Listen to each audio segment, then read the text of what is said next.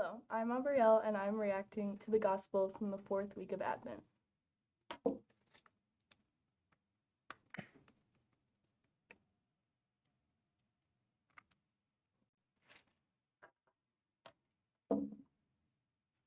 For most of my life, I've been completely all over the place when it comes to my future.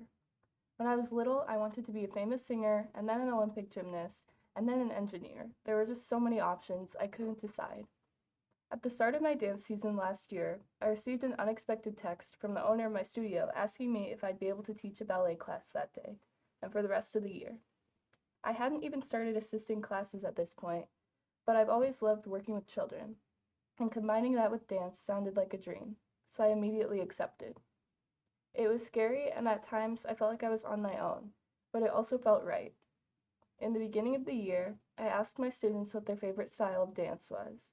When none of them replied with ballet, as expected, I made it my goal to make class enjoyable every week. As I got more comfortable with my own abilities as a teacher as well as with my students, I realized maybe this was something I was made for. At the end of the year, I received a gift from my boss. Inside, there was a keychain that said, "You are awesome, thank you for making a difference," and a small card with the words, "You turned ballet frowns into ballet smiles." I teared up thinking back to the past year and the challenges I had to overcome to get those dancers to the stage.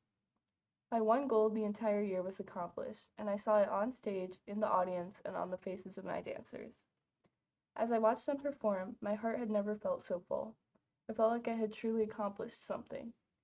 At that moment, there was no doubt in my mind that I found my calling.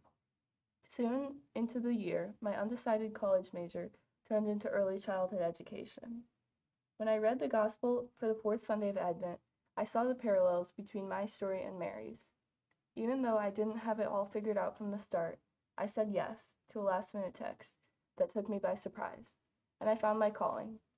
Similar to Mary, I put my trust in God and said yes, a yes that ultimately changed the course of my life.